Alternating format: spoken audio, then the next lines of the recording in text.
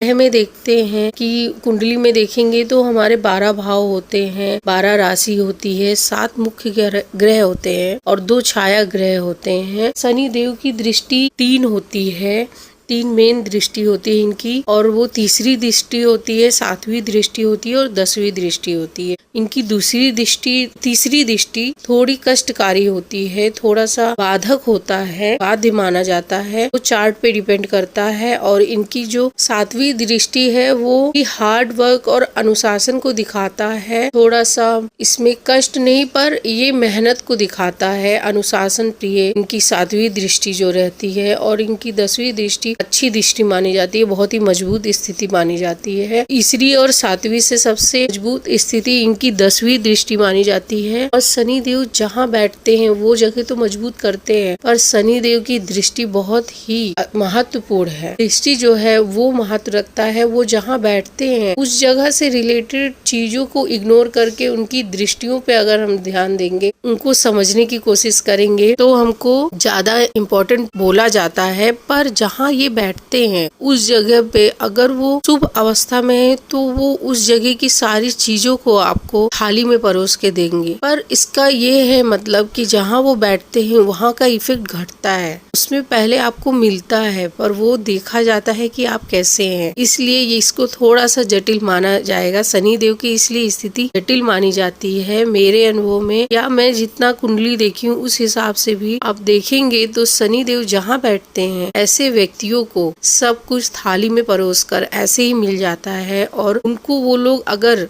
Advantage में ले लें या प्राउड में भर जाएं तो वही चीजें प्रॉब्लम क्रिएट करेंगी, क्योंकि शनि देव को इसलिए सत्य और दंडनायक बोला गया है। अनुशासन प्रिय हैं वो, पर वो अगर अशुभ स्थिति में होते हैं तो कष्टकारी होते हैं, पर अगर वो शुभ भी कर रहे हैं तो आपको संभल कर रहने की जरूरत होती है। उनकी जो दृष्टि होती है उसका बढ़ता है फल, अगर उनकी शुभ दृष्टि है तो भी और अशुभ है तो भी उसका फल बढ़ता है। इसलिए उसमें भी अलग अलग जिसका जैसा चार्ट हो उस हिसाब से इफेक्ट होगा। शनि देव को समझना काफी हद तक जटिल है और इनको समझने के लिए थोड़ा सा बहुत ही जैसे वो शनि देव को धीरे धीरे चलने का, वो ऐसे ही उनको हम धीरे धीरे ही समझ सकते हैं। और इनको मजबूत करने का काफी हद तक यही उपाय है कि धीरे चलना, या कोई भी काम तेजी से हो पर उसमें रिलैक्स, अगर हड़बड़ाहट ना हो तो आपका शनि मजबूत है। और ज्यादा भी स्लो नहीं पर काम हो रहा है, स्थिरता, काम सामने फिजिकल तौर पे नहीं पर मन में अगर आपके जल्दबाजी नहीं है, आपके मन में धैर्य है, तो ये शनि देव का बहुत बड़ा प्रतीक है।